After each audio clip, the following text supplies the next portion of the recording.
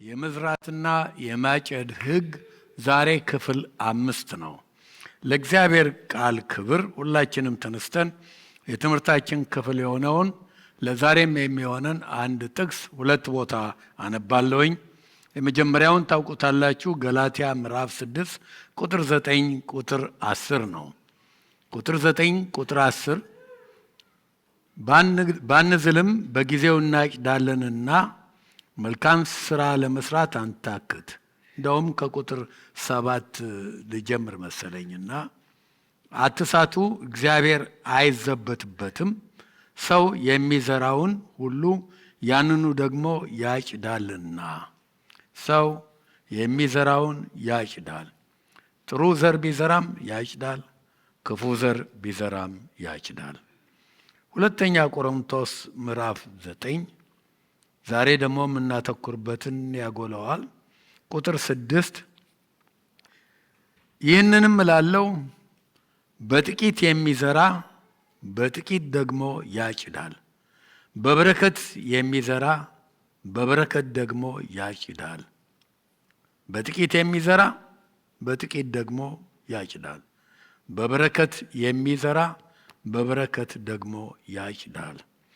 የዛሬው የምንመለከተው የመዝራትና የማጨድ ሕግ የሚታጨደው ብዛት በተዘራው ልክ ነው የሚል ነው። ወይንም ደግሞ የምናጭደው እንደ ተዘራው ብዛት ነው የሚል ነው። አንገቶቻችን ዝቅ አድርገን እንጸልያለን። እግዚአብሔር ሆይ እናመሰግንሃለን። ሁላችንም አንተን ተማምነን ነው የመጣ ነው። እግዚአብሔር ሆይ ቃልም ልጆችሽ ሁሉ ከእግዚአብሔር የተማሩ ይሆናሉ ብሎ ተናግሯል። እግዚአብሔር ሆይ እያንዳንዳችን በዚህን ሰዓት በአንተ እንድንማር በፊትህ ከአንተ እንደሚሰማ ሆነን እያደመጥን እንድንቀመጥ እጸልያለሁኝ። እግዚአብሔር ሆይ ለምናገረው ለእኔ ለሚያደምጡኝም በዚህ ቦታ ላሉት ኦንላይን ለሚከታተሉ ሁሉ ጸጋ አብዛ። በጌታ በኢየሱስ ክርስቶስ ስም አሜን። መቀመጥ እንችላለን። የመዝራትና የማጨድ ሕግ እንደተማርነው ሰው የዘራውን ያጭዳል። ምንድን ነው የምንዘራው? የእያንዳንዳችን ውሳኔ ነው። የምንዘራውን ማወቅ አለብን። ግን የተዘራ ነገር ሁሉ ይበቅላል፣ ያድጋል፣ መጨረሻም በመከር ጊዜ ይታጨዳል።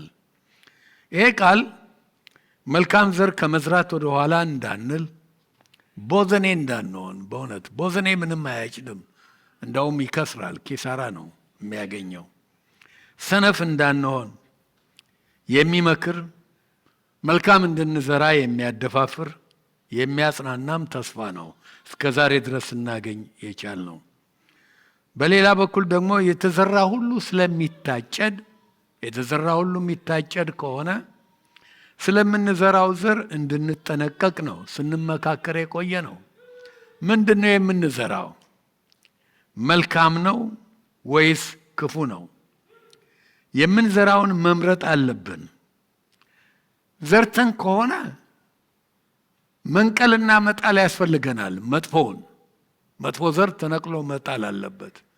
ገና ያልዘራን ከሆንን ዘራችንን መምረጥ አለብን፣ በጥሩ መተካት አለብን።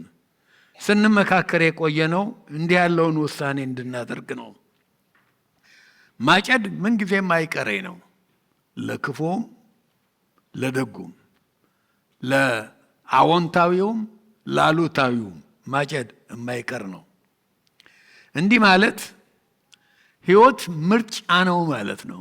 ምንጊዜም ህይወት ምርጫ ነው። ብዙ ምርጫ ነው በህይወት ላይ ያለ። የህይወት ምርጫዎቻችን ሁሉ ውጤት አላቸው። ክፉም ምረጥ፣ ደግም ምረጥ። ማንኛውም ምርጫ ውሳኔን ያስከትላል። ውሳኔ ደግሞ ውጤት አለው። ስለዚህ መምረጥ፣ ውሳኔ ማድረግ አስፈላጊ ነው። ትክክለኛውን ለምን ብትሉ የፈለገውን ነገር እናስብ፣ ውሳኔያችን አቅጣጫችንን ይወስናል። ወዴት ነው የምናመራው? ወዴት ነው የምንሄደው? አቅጣጫችን የምንደርስበትን ይወስናል። ግባችንን ማለት ነው። ግባችን ባህሪያችንን ይወስናል። እኛነታችንን፣ እኛን የሚገነባውን ባህሪያችን ኦፍ ኮርስ ለብዙ ነገር አስፈላጊ ነው። እግዚአብሔርን ፊት በምንቆም ጊዜ የምንመዘንበት ነው። ከዚህ የተነሳ ለውሳኔዎቻችን ጥንቃቄ እንድናደርግ ነው ይሄ ትምህርት ሲመክረን የከረመው። በመጀመሪያው ሕግ እንዳየነው አልደግምም፣ አልከልስም። ግን ምንድነው የተማርነው? የሚታጨደው ከተዘራው ጋራ በአይነቱ አንድ እንደሆነ ነው። አተር ከሆነ የሚታጨደው አተር ነው፣ ባቄላ አይታጨድም። ስንዴ ከሆነ ስንዴ ነው፣ ገብስ አይታጨድም። ፓፓያ ከተከልን ብርቱካን አይሰበሰብም። የሚታጨደው ወይ የሚሰበሰበው ሁል ጊዜ የተዘራው አይነት ነው። ይህን በብዙ መንገድ አይተነዋል። ሁለተኛውን የመዝራትና የማጨድ ሕግ ስናይ ሁልጊዜ ምንጊዜም የምናጭደው ከዘራ ነው የበለጠ ነው።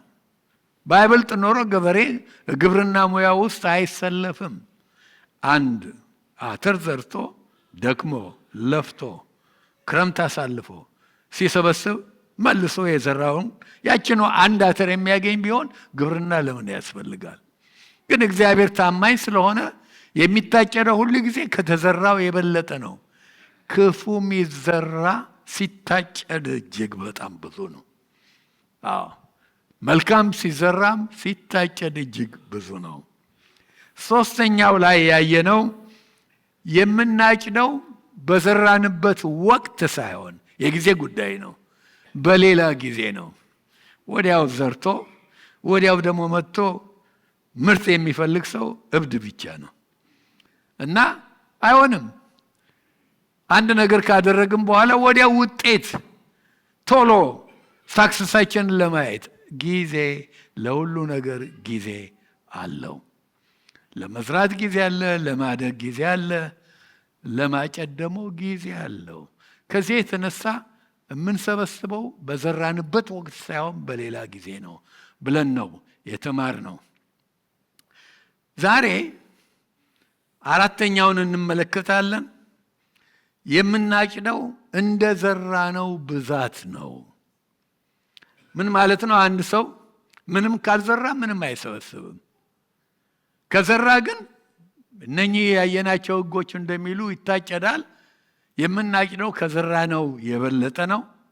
ግን አንድ ሰው አንድ ማሳ ብቻ፣ ማሳ ካላወቃችሁ አዝናለሁኝ፣ አንድ ማሳ ላይ ብቻ ከዘራ ማጨድ የሚችለው አንድ ማሳ ሊሰጠው የሚችለውን ፍሬ ብቻ ነው። ግን ሌላው ሰው አንድ ማሳ ምን ያደርጋል?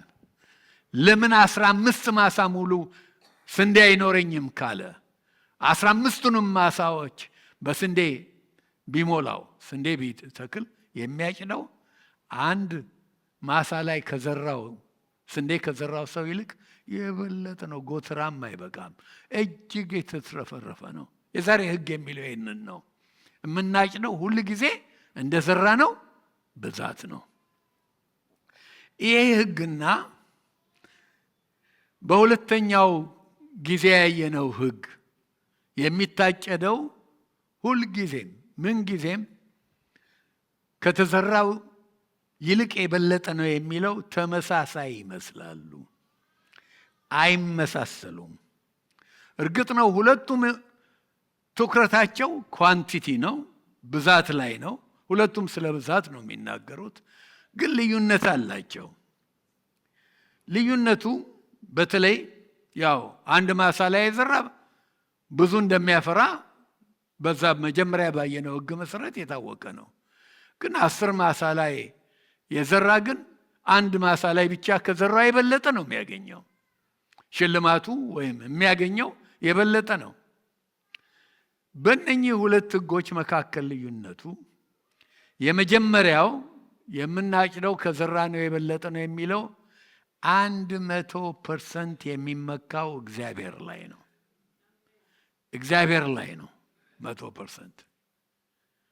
ይሄኛው ግን ዛሬ የምንመለከተው ደግሞ 100% የሚመካው ዘሪው ላይ ነው። ዘሪው ነው። የሱ ውሳኔ ጉዳይ ነው። ምን ያህል መሰብሰብ ይፈልጋል? ምን ያህል ማግኘት ይፈልጋል? ምን ያህል መባረክ ይፈልጋል? ስለዚህ ካልኩሌት አድርጎ አንዳንድ ሰው አንድ ማሳ ትበቃኛለች ሲል ይሄኛው 10 ማሳ አያችሁ። ስለዚህ 100% የሰው ውሳኔ ጉዳይ ነው። ልዩነታቸው ይሄ ነው። የገበሬውን ውሳኔ የሚመለከት ነው። ጥቂት ልዝራ ወይስ በብዛት ልዝራ? ያየነው ጥቅስ 2 ቆሮንቶስ ምዕራፍ 9 ቁጥር 6 የሚለው በጥቂቱ የሚዘራ በጥቂቱ ደግሞ ያጭዳል። ያ ሕግ ይሰራል። ሁሉ ጊዜ የበለጠ ነው፣ ከዘራው የበለጠ ነው። አንድ ቁና አተር ቢዘራ 1 ቁና አይደለም፣ ምናልባት 10 ቁና ሊያገኝ ይችላል፣ ይበልጣልና። ግን ምን ያህል ልዝራ? 1 ቁና ነው 10 ቁና ብሎ መወሰን ያለበት ነው። 1 ኩምታል ልዝራ ወይስ 10 ኩምታል? ሙሉ በሙሉ የገበሬው ውሳኔ ነው። ውጤቱም ልክ እንደዘራ ነው ብዛት ነው። የሰው ኃላፊነት ነው ብያቸዋለሁኝ። የእግዚአብሔር ፈንታ የተዘራውን አብስቶ መስጠት ነው። ልክ በሁለተኛው ጊዜ ያየነው ሕግ እንደሚለው የሰው ፈንታ በእግዚአብሔር ተማምኖ በእምነት መዝራት ነው። ሳይቆናቆን ትንሽ ጢኖ ሳይሆን በብዛት መዝራት፣ በሰፊው መዝራት የሰው ፈንታ ነው። አንድ ገበሬ አስተሳሰቡም አስፈላጊ ነው። ገበሬ መሆኑ ብቻ አይደለም። አመለካከቱ፣ አቲቲዩዱ ምንድን ነው? ምን ያህል መሰብሰብ ነው የሚፈልገው? ስንት ጎተራ መሙላት ነው የሚፈልገው? አመለካከት በጣም አስፈላጊ ነው። ምንም ለመዝራት ባይፈልግ አይጭድም። በትንሹ ከዘራ በትንሹ ይባረካል። በብዛት ቢዘራ ደግሞ የተትረፈረፈ በረከት ያገኛል። 1 ማሳ ብቻ ከሆነ 1 ማሳ ውጤት ነው። 10 ማሳ ከሆነ 10 ማሳ ነው። ስለዚህ ሕጉ አዎንታዊ በሆኑ ጉዳዮች ሁሉ ይሰራል።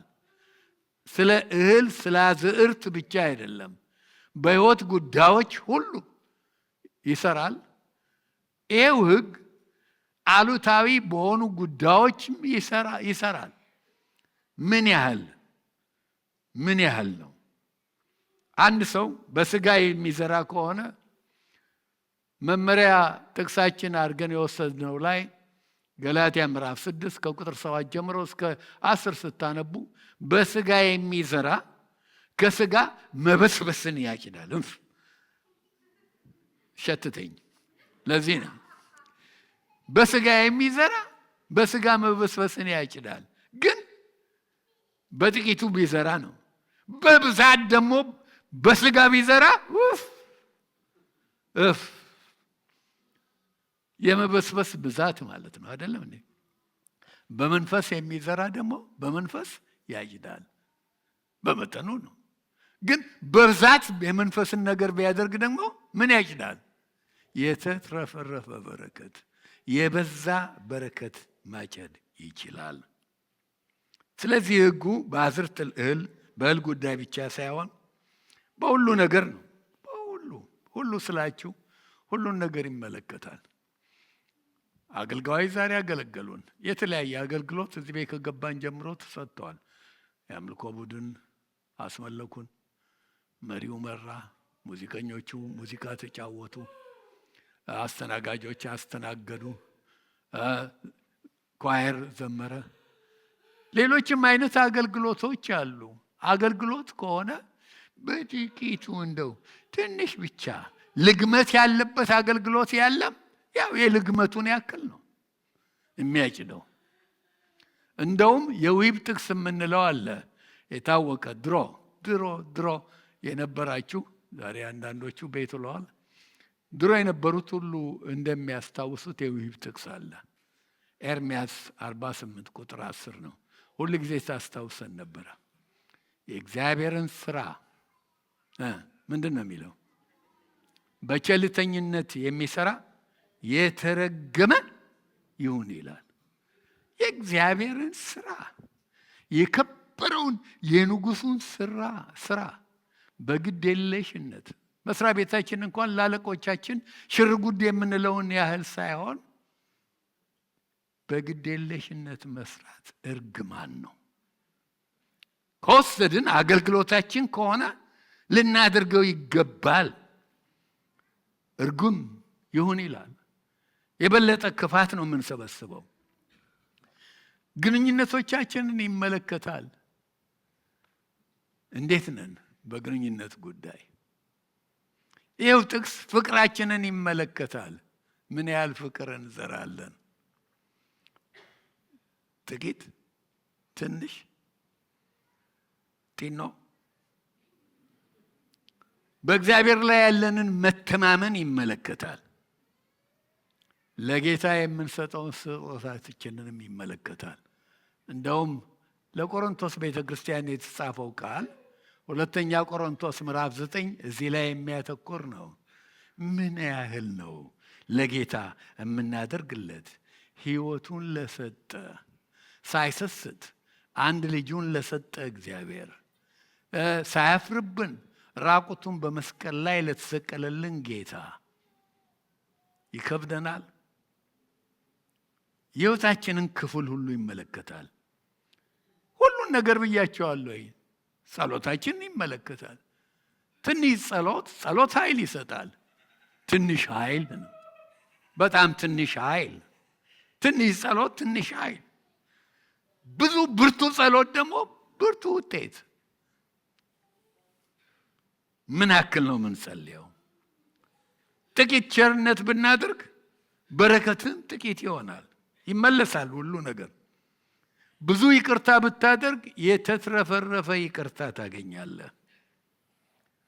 እምነት ብትዘራ፣ እምነትና ታምራት ግንኙነት አላቸው።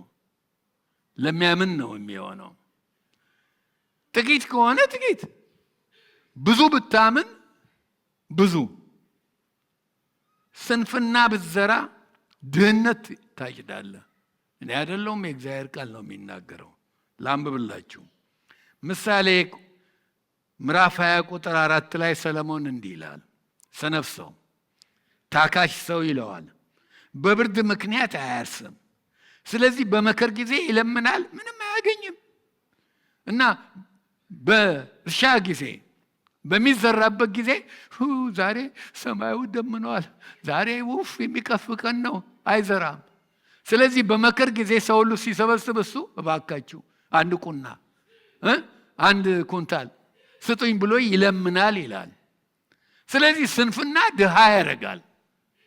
እግዚአብሔር በሰጠን ጉልበት መስራት አለብን። የእግዚአብሔርን ጊዜ እየሰረቅን አይሆን እንጂ ለእግዚአብሔር ጊዜ አንጣ እንጂ። አንዳንድ ሰው ለሚስቱም ለልጆቹም ለቤቱም ለእግዚአብሔር እንኳን ጊዜ የለውም። ለዶላር ተሽጧል ነፍሱን ሁሉ። ያ አይሁን እንጂ እንስራ። በስራ ማመን አለብን። የእግዚአብሔርን ጊዜ አንንካ እንጂ። ግን ሰነፍ ሰው የማይሰራ ድሃ ይሆናል ይላል። በመከር ጊዜ ይለምናል። ብዙ ስንፍና ደግሞ የበለጠ ሙልጭ ያለ የነጻ ድሃ ያደርጋል። ሙልጭ ያለ ድሃ።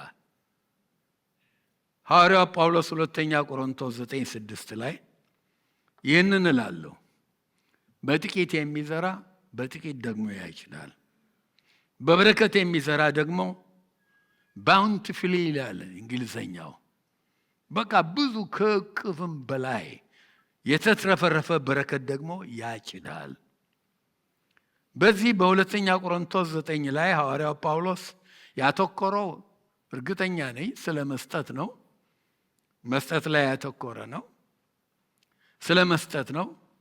ሕጉ ግን በመስጠት ብቻ እንደማይወሰን ቅድም አብራርቼላችኋለሁኝ። ማንኛውንም የሕይወት ክፍላችንን ሁሉ ይመለከታል። አዎ ሐሳባችንን መስጠት ላይ እናድርግ። አሁን ሁሉን ይመለከታል። ለእግዚአብሔር መስጠት የኔ ነው ያለውን የራሱን አስራታችንን ደግሞ ለእግዚአብሔር ስራ የሚያስፈልገውን መስጠት፣ ለችግረኞች መስጠት። እንደውም ወረድ ብላችሁ ጥቅሱን ብታነቡ በተነ፣ ለምስኪኖችም ሰጠ፣ ጽድቁ ይኖራል ለዘላለም። ለሌላቸው መስጠት። ብዙ ጊዜ የእኛ አስተሳሰብ ጌታን አወቅን የምንለው ሳንቀር መስጠት ማለት መቀነስ ይመስለናል። ከመቀነስ ምልክት ጋር ነው የምናያይዘው። ለዚህ ነው የምንንቀጣቀጠው። ለዚህ ነው ቃሉን የምንጥሰው። ለዚህ ነው የማንታዘዘው። የእግዚአብሔር ቃል ግን መስጠት መቀነስ ሳይሆን በተለይ ለእግዚአብሔር ለችግረኞችም ቢሆን መስጠት ማባዛት ነው። መቀነስ አይደለም፣ መጨመር ነው። ለእኛ ቃሉ ወጪ ይመስለናል። እግዚአብሔር እንደማየው ግን መስጠት ኢንቨስትሜንት ነው። ሪተርን አለው፣ ይመለስልናል ማለት ነው። አያችሁ፣ ለእግዚአብሔር ብንሰጥ ዘር የሰጠ እሱ ስለሆነ ያበደርነው እንዳይመስለን። እግዚአብሔር የማንኛችንም ተበዳሪ አይደለም። ውለታ ያደረግንም መስሎ እንዳይሰማን። ጌታ እኮ በቃ እኔ ውለታ አድርጌያለሁ ነው። ሮሜ 11:35 ጥሩ ቃል አለው ጳውሎስ ለሮሜ ሰዎች ሲጽፍ፣ ወይስ ብድራቱን ይመልስለት ዘንድ ለእርሱ አስቀድሞ የሰጠው ማን ነው ይላል። አያችሁ፣ እግዚአብሔር የማንም ዕደኛ አይደለም። እሱ ሳይሰጠን የሰጠን ሰዎች የለንም አንዳችንም። ጊዜ ይሁን ገንዘብ ይሁን ሁሉን ነገር ለመስጠት የቻልነው እሱ አስቀድሞ ስለሰጠን ነው። ከዚህ የተነሳ ዕደኛ አይደለም እግዚአብሔር። አስራታችንን ስንሰጥ ስጦታ መስጠታችን አይደለም፣ የኔ ነው ብሎ ማርክ አድርጎታል። የገቢያቸው 1/10 ከበላህም ደግሞ ሚልክያስ 3ን ማየት ነው፣ ስርቆት ነው ይለዋል የእግዚአብሔር ቃል። የእርሱ የሆነውን መመለሳችን ነው። የኔ አይደለም፣ ይሄ ያንተ ነው። የገቢያችን 1/10 የኛ። እኔ አስራቴን የኔ ነው ብዬ አስቤ አላውቅም። ከዚህ የተነሳ ዓለም ብትነዋወጥ፣ ችግሮች ቢበዙብኝ፣ ከኢትዮጵያ ብዙ ልመና ቢመጣ፣ ከቤተሰቢውም ከሁሉ ችግር የፈለገው ያክል ይምጣ፣ እኔም ቢያጋጥመኝ እዚሁ አስራት የኔ አይደለም፣ አይነካም። ሌሎችን ነገሮች ሊያነቃንቅ ይችላል። አስራታችንን ሼክ ማድረግ የለበትም። የእግዚአብሔር ነዋ። ስንሰጥ የእርሱ የሆነውን መመለሳችን ነው። ብዙ ሰዎች ግን አሉ፣ ጥቂት ነገር፣ ጥቂት እንኳን ምክንያት ይፈልጋሉ ለአእምሯቸው እንዳይከሰሱ። ትንሽ ምክንያት፣ አይ የወር ወጪ በዝቶብኛል፣ ጎማ ፈንድቷል፣ ሆስፒታል ሄጃለሁ። የምክንያት ድርድር። 2 ቆሮንቶስ 9:10 ምን ይላል? ለዘሪ ዘርን ለመብላትም እንጀራን በብዙ የሚሰጥ እርሱም የምትዘሩትን ዘር ይሰጣችኋል፣ ያበረክትላችሁማል፣ የጽድቃችሁን ፍሬ ያሳድጋል ይላል። 2 ነገሮች አሌ ልትሉባቸው የማትችሉት ሀቅ ናቸው። ምንና ምን?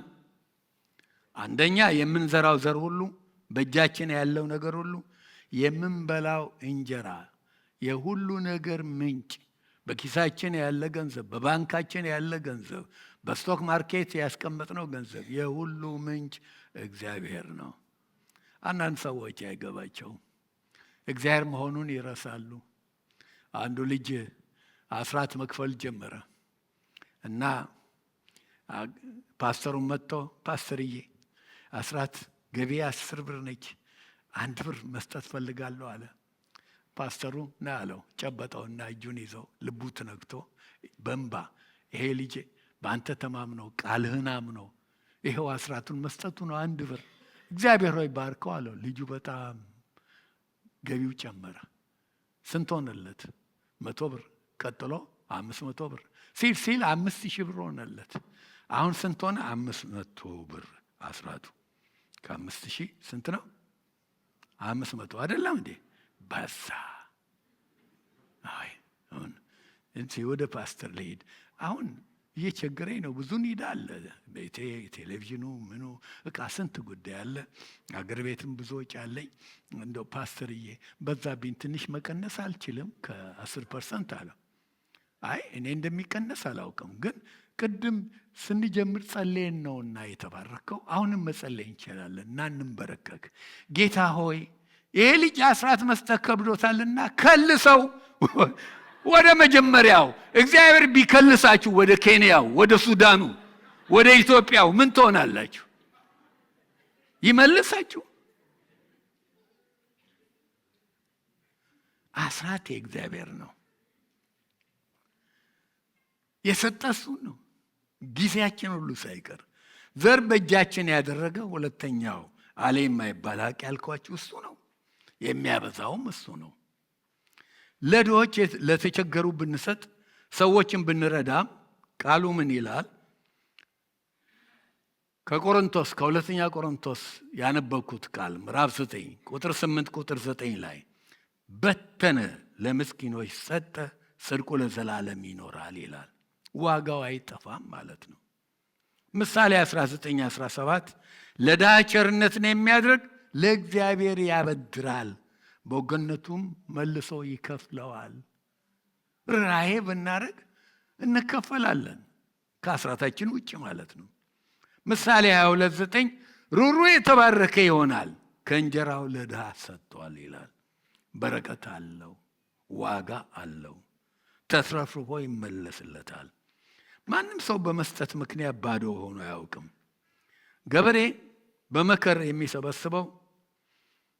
የሚሰበስበው ማወቁ እውቀት ብቻ አይደለም፣ እምነትም አለው። እግዚአብሔር ይህን እንደሚያደርግ ያውቃል። ግን ትልቅ ጥንቃቄ ያስፈልጋል። አንዳንዶቻችን እንዲህ ስለተባለ ከእግዚአብሔር ጋር ንግድ እንዳንጀምር። አያችሁ፣ አመለካከታችን የመስጠታችንም ያክል አቲቲዩዳችን ማለት ነው አስፈላጊ ነው። የምንሰጥበት ሞቲቭ። ሰው ከአራት መንገዶች በአንዱ ሞቲቭ መስጠት ይችላል። አንዳንዶች እንደ ግዴታ ቆጥረውት ነው የሚሰጡት። ግዴታ ነው። ግዴታ ታውቃላችሁ፣ የኤሌክትሪኩ ቢል፣ የፓወር ቢል ብቻ አይደለም፣ የጋዙ ቢል፣ የስልኩ ቢል ይመጣል። ደምሩት፣ ቢል ሞልቷል አይደለም? እንደ ግዴታ ለማሟላት፣ ዱቲ ለመፈጸም፣ እንደ ሜምበርሺፕ ዲው። ሜምበርሺፕ አሁን ለፊትነስ የትም ቦታ ስትሆኑ ዲው አለ። እንደዛ በዚህ አይነት አመለካከት ለእግዚአብሔር ይሁን ለሰዎች መስጠት የተሳሳተ አሰጣጥ ነው። ፉሪሽካ። ሁለተኛ፣ አንዳንድ ሰዎች እርካታ ስለሚሰጣቸው ብቻ ይሰጣሉ። ይህን አደረገ ሲባሉ ደስ ስለሚላቸው ለሰልፍ ሳቲስፋክሽን ብቻ ራሳቸውን ለማስደሰት ለእግዚአብሔር ይገባዋል ብለው አይደለም፣ ለዳም ከሆነ ከርኅራኄ አይደለም፣ ለራሳቸው ሲሉ ማለት ነው። የተሰጪው ሰው ሁናቴ አይደለም። ያ ሰው ቸግሮት በማግኘቱ ደስ ሲለው አይተው ስለ እርሱ ደስታም ብለው አይደለም፣ ለራሳቸው ሲሉ ነው። ራሳቸው ላይ ያተኮረ ነው። ሰጠው፣ ይሄን አደረግኩ። አንዳንዶች ደግሞ ለክብራቸው ሲሉ እነ ቀኛዝማች ወይም ፕሬስቲጅ የመስጠታቸው ምክንያት ለሰው ቢሆን ከርኅራኄ አይደለም፣ ከፍቅር አይደለም፣ ከሐዘን አይደለም። ለእግዚአብሔርም ከሆነ እግዚአብሔር ይገባዋል ብለው ቃሉን ለመታዘዝ አይደለም። እንዴ እኔ ትልቅ ሰው ነኝ፣ የታወቅኩ ነኝ፣ ተመርቄ እንዲህ ያለ ስራ ያለኝ ሰው ነኝ። እኔ አሁን እስቲ ሰውስ ምን ይለኛል?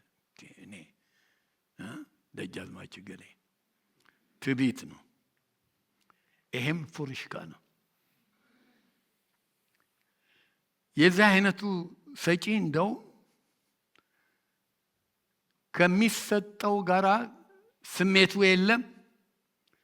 እንደውም ካልታየለት ካልተመሰገነ አይሰጥም። ፈጽሞ መስጠት አይወድም፣ እንዲታወቅለት ይወዳል። እግዚአብሔር ካወቀው በነገራችን ላይ እግዚአብሔር ያውቀዋል እኮ የምትሰጡትን ሁሉ ያውቀዋል። ቁጥሩን ያውቃል፣ ብዛቱን ያውቃል፣ የተቀነሰውን ያውቃል፣ የተረፈውን ያውቃል። ደግሞ ቤተ ክርስቲያንም ማታውቅ እንዳትመስላችሁ። የትኛውም ቤተ ክርስቲያን ኢሲኤፍሲንም ጨምሮ እነማን ታማኞች እንደሆኑ እነማን ደግሞ አስራት በላተኞች እንደሆኑ ግን የፍቅር ቦታ ነው። ፖሊስ የለ ለአስራት አይደለም እንዴ? መርማሪ ኮሚሽን አይቋቋም። ነፃ ነን። እግዚአብሔር ሌላው ቀርቶ በደህንነት ጉዳይ እንኳን አላስገደደንም። በስጦታችን ሊያስገድደን አይችልም። ሌሎች አሉ አራተኛ ሰዎች ከፍቅር ግዴታ የተነሳ የሚሰጡ ፍቅር ግድ ስለሚላቸው። እግዚአብሔር ፍቅር ነው። ለእኛ ሁሉን ያደረገልን በፍቅር ነው። ስለዚህ ከፍቅር የተነሳ ለሰዎችም ከሆነ ከፍቅር የተነሳ የሚሰጣሉ እና ሰው እንኳን ለእግዚአብሔር ለመስጠት ቀርቶ ለማመን እንኳን አይገደድም ብያቸዋለሁ። ከፍቅር የተነሳ ነው። ስንወድ ነው። ኃላፊነታችንን አውቀን እንወስናለን። የዚህ አይነት አሰጣጥ ነው። ይሄ ውለታ አይቆጥርም። ለሰውም ከተደረገ ይሄን አድርጌለት እሱ ምንም አልመለሰም፣ ውለታ አይቆጥርም። ቢችል ይመልስ፣ ባይችል የራሱ ፈንታ። ፍቅር ነው። የመስጠቱ ወላጅ ማን እንደሆነ ታውቃላችሁ? የመስጠቱ ወላጅ አቶ ፍቅር ነው። አዎ ፍቅር ነው የመስጠት ወላጅ። እግዚአብሔር ወደደ ይላል የእግዚአብሔር ቃል። የምታውቁት ጥቅስ ዮሐንስ ምዕራፍ 3 ቁጥር 16 አይ ላቭ ዩ አለ። ምንድን ነው የሚለው? አንድያ ልጁን ሰጠ። መውደድ ጉዳት አለው፣ መስጠት አለበት። ፍቅር ምርጫ ነው። የሕጉ አዋጅ ጳውሎስ የነገረን በጥቂቱ የዘራ በጥቂቱ ያጭዳል፣ በበረከት የዘራ በበረከት ያጭዳል። ኃላፊነቱ የኛ ነው። መከሩ በዘራ ነው መጠን ነው የዛሬ ትምህርት። ይህንን ማስተዋል አለብን። ችግሩ ግን ቤተ ክርስቲያን ውስጥ እኔ በሕይወቴ ዘመን እንዳየሁት 3 አይነት ሰዎች ናቸው ያሉት። ብዙ ጊዜ ሰብኬዋለሁኝ። አንዳንዶቹ ሰጪዎች ድንጋይ ሰጪዎች ይባላሉ። ድንጋይ ይሰጣል፣ ምንም አይሰጥም። እስቲ ለምኑ፣ ዘምሩለት፣ ስበኩት፣ ድንጋይ አይሰጥም። እኔ አዲስ አበባ ነው ተወልጄ ያደግኩ። ሰፈራችን ጫካ ብቻ ነበር፣ ኳስ ሜዳ የአሁኑ አይነት አልነበረም። ብዙ ድንጋይም ነበረ። ድንጋይ ሲሰጥ አይቻለሁ።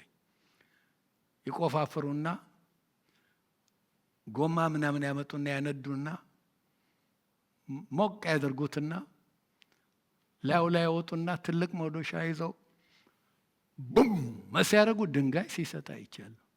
ፍርክስክስክስ ብሎ ይሰጣል። አንዳንድ ሰዎች ድንጋይ ሰጪዎች ናቸው። ቡም ሲደረጉ ነው። ወይ እግዚአብሔር ይሆናል ቡም የሚያደርገው።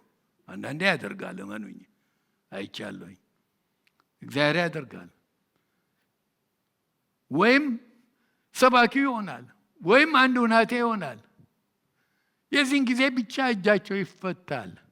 በኋላ ደግሞ ነገር ጸጥ ሲል የለም። ለዚህ ነው አንዳንድ ሰዎች ስጦታቸው ኦን አጌን ኦፍ አጌን ስታዩ፣ ወይም የቼክ ቡካቸውን ለመመርመር እድል ቢኖራችሁ ከ12 ወራት ውስጥ በጃንዋሪ ጀመረ፣ የለም። ኦክቶበር ደግሞ ብቅ አለ፣ ኤፕሪል አካባቢ የለም። ኦን አጌን ኦፍ አጌን ድንጋይ ሰጪዎች ናቸው።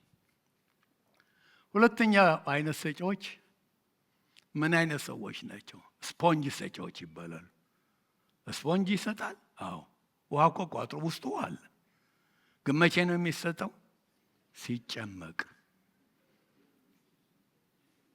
አሉ ብዙ ሰዎች መጨመቅ የሚወዱ በሚያባብል ቃል። ይህ አሁን የዘመኑ እሳት የበሉ ታውቋቸዋላችሁ። ስማቸውንም አልጠራም። ሰውን አንዳንዱ ምን እንደነካኝ አላውቅም ይላል። ምን ነካ? ስትጨመቅ አብድክ። ለዚህ ነው ንብረቱን ሁሉ የሰጣል ለነኚህ ታውቋቸዋላችሁ። ስማቸውን ባልጠራም ህዝቡን የሚገፉ ማለት ነው። ይህ መጨመቅ የሚወዱ ወይ አንድ ስብከት ወይ በአንድ መዝሙር ወይ በአንድ ምስክርነት ሲጨመቁ ግን ወዲያው ደግሞ ከዛ በኋላ ያው ስፖንጅ ናቸው።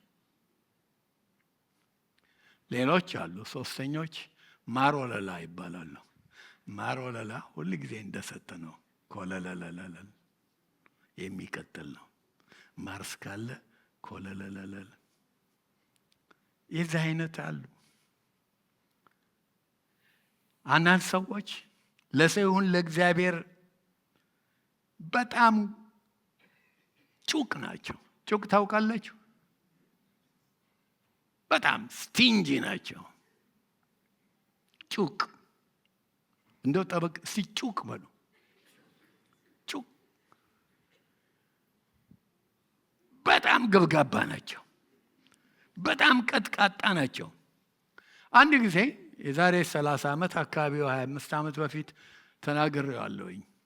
እዚህ ሀገር ያለ አንድ የታወቀ ጋዜጣ ሳን ፍራንሲስኮ ይመስለኛል ከተማው፣ አንድ ጥያቄ ጠየቀ። ምን ያህል ቀጥቃጣ፣ ምን ያህል ጩቅ፣ ምን ያህል ገብጋባ ናችሁ? ውድድር አለ፣ ያሸነፈ ሽልማት አለው አለና ወጣ። እዚህ ሀገር መቼም ሰዎች ለምንም ነገር ይወዳደራሉ። ለውድድሩ የገቡ ብዙ ሰዎች አሉ። እና እንዴት ጩቅ እንደሆኑ አንዳንዶች ሲናገሩ፣ አንዱ ምን አለ? እኔ የሽንት ቤት ወረቀት እገዛለሁ አለ። የሽንት ቤት ወረቀት አይታችሁ ከሆነ 2 ፕላይ ነው፣ 2 ሽፋን አለው። እገዛና ለቤተ ገብቼ ያችን ለያታለሁ አለ። ይለይና እጠቀማለሁ። አንዳንዱ እንደውም 2 መሆኑ ጥሩ አይደለም ታውቃላችሁ፣ ሰው ሳልገባም እና ቆንቋና ነው። በቃ መጥቶ እሱን ለይቶ ነው የሚኖረው። ለውድድር የገባ ሰው ነው። ማን እንዳሸነፈ በኋላ ነግራቸዋለሁ። አንዷ ሴት ደግሞ እኔ ደግሞ በጣም ቆንቋና ነኝ አለች። ያው እዚህ ሀገር በልቶ ምን ብለው ፍላውስ ያደርጋሉ ታውቃላችሁ። እኛም ሀገር በእንጨት ይጎረጎራል። ኤኒዌይ ፍሎስ አረግና እንደገና ደግሞ ነገ አዲስ ፍሎስ ለምን እዛችሁ በመስቀያ ላይ አድርጋትና እንደገናም ደግሞ ሁሉ ቀን በዛው ባሮጌው ቀጥቃጣ ነች አይደለም፣ መሸለም አለባት። አንዱ ደግሞ ምን አለ? እኔ በረዶ ከፍሪጅ አወጣና ጠጣለሁ። ኮካኮላ ምንም ይሁን ያው በረዶ አለ። ከጠጣው በኋላ ውሃው ፓርት ሲያልቅ ከውስጥ በረዶ ሲኖር ለምን ጥለዋለሁ? በረዶውን እንደገና መልሼ ፍሪዝ አድርገዋለሁ አለ ለሌላ ቀን እንዲሆን። ይሄም ቀጥቃጣ ነው፣ ጩቅ ነው። 2 ገብጋባ ባልና ሚስቶች ደግሞ ለውድድር የገቡ እንዲህ አሉ። እኛ በጣም ሁለታችንም ጮሌዎች ነን፣ ሁለታችንም ጥሩ ጩቅ ነን አሉ። የምናደርገው ባይ ዋን ጌት ዋን የሚል ኩፐን እንፈልጋለን አሉ። በተለይ የሆቴል ለአንድ ሰው ከከፈልክ ሁለተኛው ነፃ የሚል እሱን እንፈልግና 2 ኩፐን ስናገኝ ጎረቤቶቻችንን ዛሬ አትወጡም፣ እዚህ ምን አለበት የኛ ሆቴል ምንድን ነው ወይንም ቺዝ ኬክ ነው ምንድን ነው ቺዝ ኬክ ፋክትሪ እንሂድ ወይንም ኦሊቭ ጋርደን እንሂድ፣ አብረናችሁ ልንሄድ እንችላለን ይላሉ። 2 ባልና ሚስቶች እኛም ደብሮናል፣ እስቲ ዛሬ ቤት ትተን እንሄድ ይላሉ። ሲሄዱ ደስታቸው ነው። እና አሁን በልተው ጠጥተው መክፈያው ሲመጣ እነኛ የየራሳቸውን ባልና ሚስት ይከፍላሉ አይደለም። ባይ ዋን ጌት ዋን ፍሪ ነው አይደለም። 2 ኩፐን አላቸው። ገብጋባ ማለት ይሄ ነው። የሰው ገንዘብ ሲበሉ የሚኖሩ ሌሎች ደግሞ አንዱ ሽንት እንዲመጣብኝ የምፈልገው ቤቴ ከሆነ ብዙ ወጪ አለ፣ ራሴን አስለምጄዋለሁ። ሽንት ቤት መሄድ የሚያስፈልገኝ መስሪያ ቤት ብቻ ስሆን ነው። ራሱን አስለምዶ ለምን የሽንት ቤት ወረቀት አያባክንም? ይከልሻል አይደለም? ያንን እንትኑ ፍላሽ ማድረጊያው ውሃ አያባክንም፣ ኤሌክትሪክ አያባክንም። ቀጥቃጣ ማለት ነው አይደለም? ይሄ ራሱን አሰልጥኖ በመስሪያ ቤት ብቻ ወጪ መኖር የሚፈልግ እና ጊዜም ደግሞ አትርፋለሁ አለ። የመጨረሻው ቫኪዩም ክሊነር ድሮ አሁን የተሻለ መጥቷል። እንትን አለ ባግ አለው። ባጉ ሲሞላ ታወጡና ትጥሉታላችሁ። እሱ ግን ባጉን ያራግፍና ከተቀደደም ይጥፍና እንደገና መልሼ ያደርጋለዋል። እነኚህ ሁሉ ቀረቡ። ግን ያሸነፈው እውነትም ጩቅ ነው ተብሎ ያ ፈረንጅ ምናልባት ይሄን ነገር ስለማይወድ ነው ሽንት ቤቱን ወረቀት 2 ፕላይ እየለያየ አንድ የሚያደርገው ነው። ተሸልመዋል።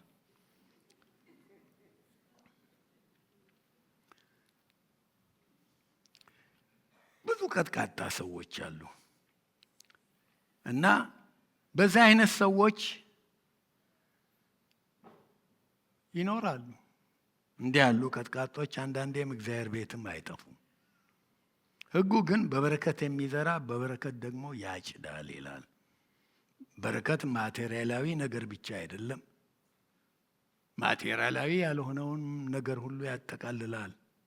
ስለዚህ ሕጉ የሚሰራው በገንዘብ ብቻ አይደለም። ፍቅር፣ ይቅርታ፣ ፈገግታ፣ በሽተኛ መጠየቅን ሁሉ ፈገግ ብትል ምን ይጎዳል? እንዳለ የሚኖር ሰው አለ። ሰው በፍቅር ሀብታም መሆን ይችላል።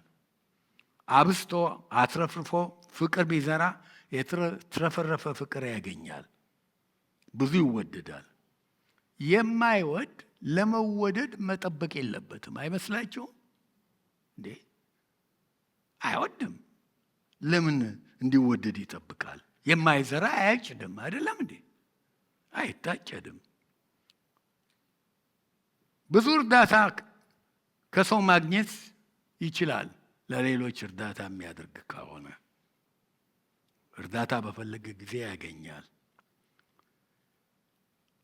በጎ በብዛት ያደረገ በጎነት በብዛት ወደሱ ይመለሳል። ኢቭን መጽሐፍ ቅዱስ ውስጥ መርዶክዮስ ከሞት የዳነው መሰቀያው ከተዘጋጀ በኋላ ለምን እንደሆነ ታውቃላችሁ? አንድ ቀን ለንጉሱ የሰራው መልካም ነገር በመዝገብ ላይ ተጽፎ በመገኘቱ ነው። አይደለም እንዴ?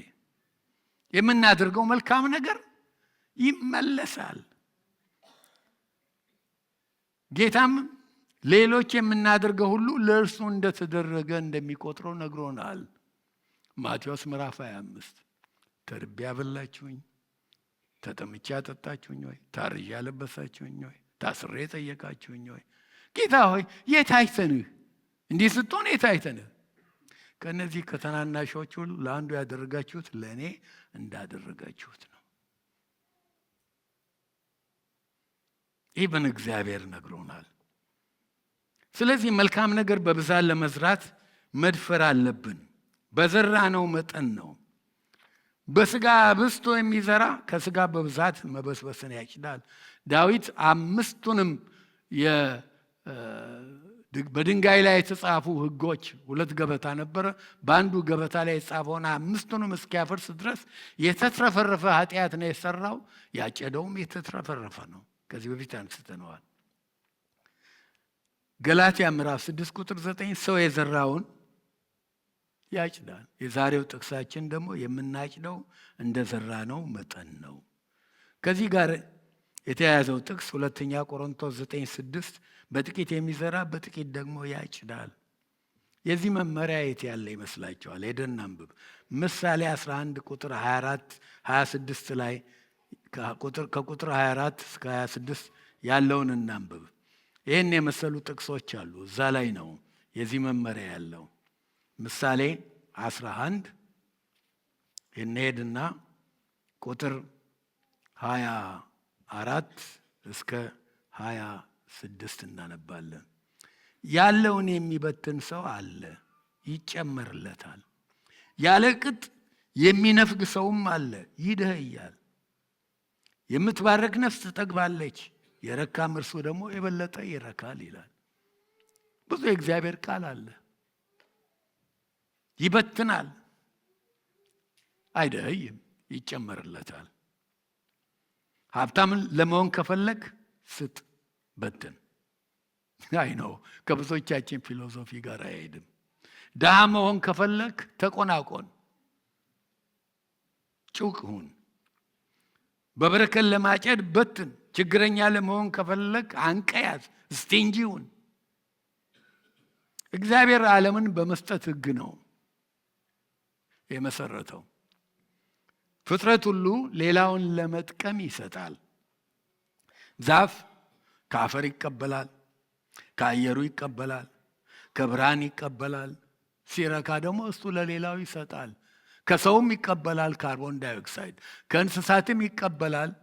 ፍጥረትን እግዚአብሔር አንዱ ለሌላው እንዲጠቅም አድርጎ ነው የፈጠረው። ዛፉ ደግሞ ይጠቅማል፣ ኦክሲጅን ይሰጣል።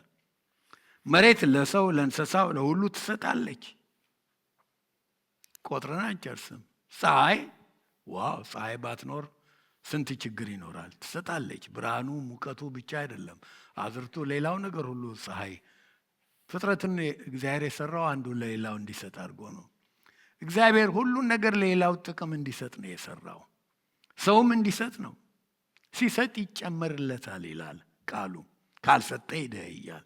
ቁጥር 26 እዛ ያነበብነው ላይ ይህንን ነው። ለሰዎች የሚያስፈልጋቸውን ያልሰጡ የተረገሙ ናቸው ይላል። ገበሬ ባይሰራ ሕዝብ በረሃብ ያልቃል፣ ኢኮኖሚ ይናጋል። አባት ለልጆቹ ጊዜ ባይሰጥ ልጆች ምርን ይወድቃሉ። ስንቶቹ አባቶቻቸው ብር ማምጣታቸውን ብቻ ነው የሚያስቡት።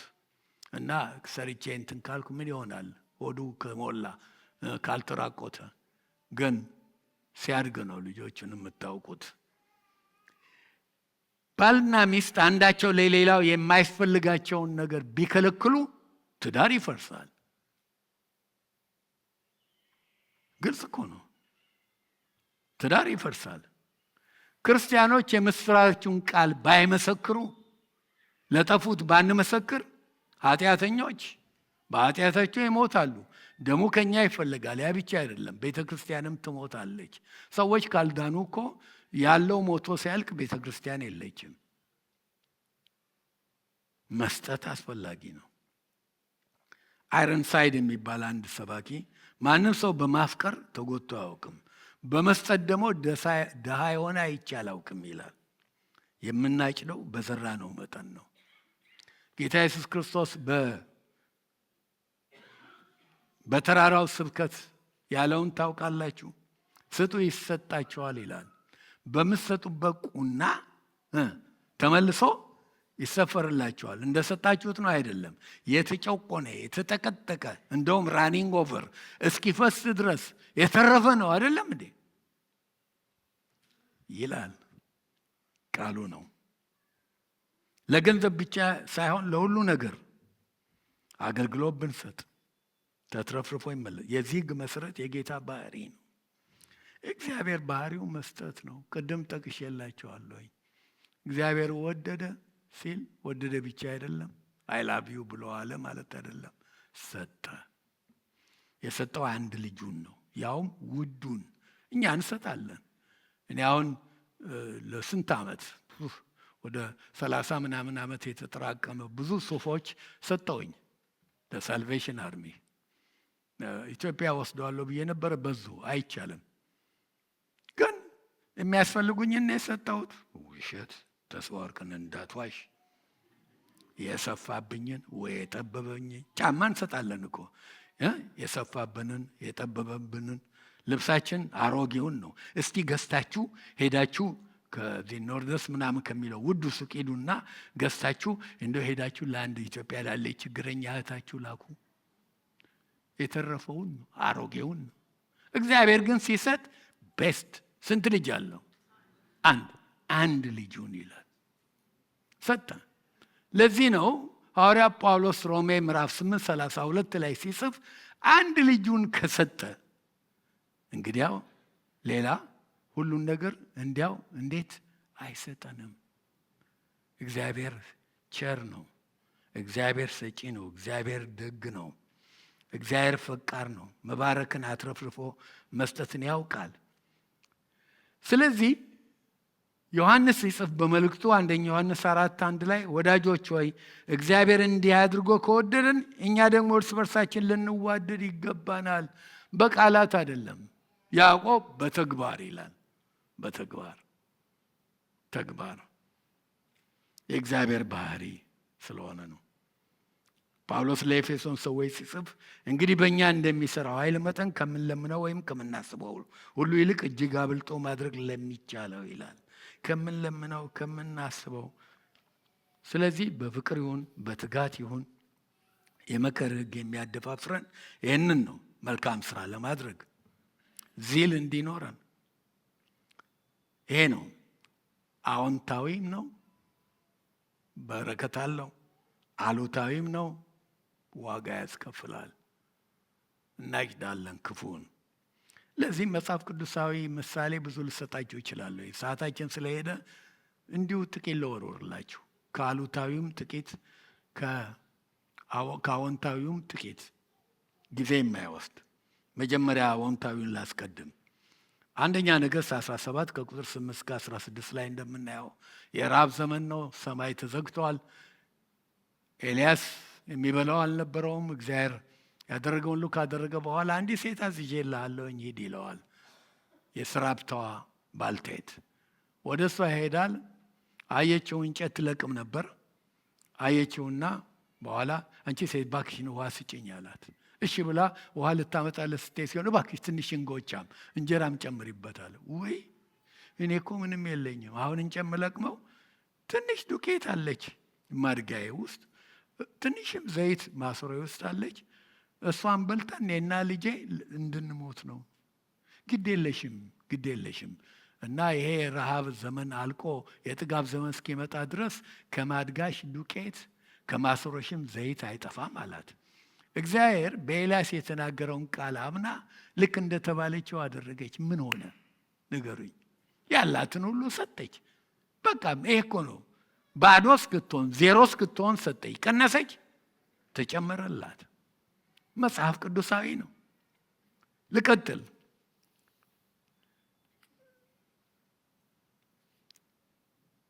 ዘፍጥረት 26:12 ላይ አሁንም የረሃብ ዘመን ነው። በረሃብ ዘመን ሰው ያገኘውን ይበላል። ዘርም እንኳን ሳይቀር ነው የሚበላው። ምክንያቱም የረሃብ ዘመን ነው። ይስሐቅ ሄደና ዘርን ዘራ። እግዚአብሔርም ደግሞ ስንት 100 እጥፍ ባረከው ይላል። 100 እጥፍ ያለውን አውጥቶ ዘራ፣ የቀረው የለም። እግዚአብሔርም 100 እጥፍ ባረከው። ብታባዙት 10,000% ጭማሪ ማለት ነው። 10,000%። እንደዚህ ያለ ነገር የለም። እግዚአብሔር ግን ሲያደርግ ይሆናል። እናቱ የሰጠችውን ምግብ አንዱ በቃ ይህንን ብላና ከብት ጠብቀዋል ብላ ሰደደችው እና ኢየሱስ አስፈለገው። 2 ዓሣ 5 እንጀራ ነበረው። ያለውን ሁሉ አራግፎ ሰጠ። ድሃ ሆነ። የዛን ቀን አልበላ። መጥገብ ብቻ አይደለም፣ ሌሎች ሁሉ እንዲጠግቡ ምክንያት ሆነ። ደግሞ ቢፈልግ ነገም ተነገ ወዲያም ለብዙ ጊዜ የሚበላው ድርቆሽ ሊሆነው የሚችል ስንት መሶብ ነው የተሰበሰበው? 12 መሶብ፣ 5,000 ሰው በልቶ የተረፈው። መጽሐፍ ቅዱሳዊ ነው። አሉታዊውን ያ አንድ መክሊት የተሰጠው ወሰደና እንደውም ምን አደረገው? ቀበረው። አጨደ፣ አጭደዋል። ሁለተኛ ነገሥት ላይ ደግሞ ምዕራፍ 13 ከቁጥር 14 እስከ 19 የእስራኤል ንጉሥ ዮአስ ኤልሳ ማለት ነው። ኤልሳ ሊሞትበት ባለው በሽታ ተያዘ። ይህን ሲሰማ በቃ ነቢዩ ሊሞት ነው ሲባል ጠላቶችም አሉበት ሶርያውያን፣ መጣና ጌታዬ ምናምን ማለቃቀስ ጀመረ። ኤልሳ ና አለው፣ ቀስትን አምጣ አለው። ቀስቱን አመጣ። በምስራቅ በኩል ያለውን መስኮት ክፈት አለው። ከፈተ። አሁን ና አለው። እጁን በእጁ ላይ ያደረገና ወሩር አለው። ወረወረ። ከዛ በኋላ ደግሞ ሁለተኛ ትእዛዝ አዘዘው። ይሄ ድል እንደሚያገኝ ምልክት ነበር ጠላቶቹን ሶርያውያን። አሁን ደግሞ መሬቱን በፍላጻው ምታ አለው። ቁጥር አልሰጠውም። ምታ ነው። ምታ ከተባለ አቁም እስክትባል መቀጠል ነው። 1 2 3 መታና አቆመ። 5 6 ጊዜ መተህ ቢሆን ኖሮ ሶርያውያንን ባጠፋቸው ነበር። አሁን ግን በመጠኑ ነው የዘራው አይደለም። ስለዚህ 3 ጊዜ ብቻ ትመታቸዋለህ አለ። አሸነፉ። ፓርሻል ቪክትሪ። አላሸነፈም። ጠራርጎ አላወጣቸውም። ነገ ጠላቶቹ ናቸው። ስለዚህ በጥቂቱ የሚዘራ በጥቂቱ ነው የሚያጭደው። በበረከት የሚዘራ በበረከት ያጭዳል። ጊዜ ይሁን፣ ችሎታ ይሁን፣ ገንዘብ ይሁን፣ ይቅርታ ይሁን፣ ምሕረት ይሁን፣ ልግስና ይሁን፣ ምን እየዘራን ነው? ሰምተናል፣ ቃሉን ሰምተናል። ምክር ለሚሰማ አሉ አበው። እንጸልያለን።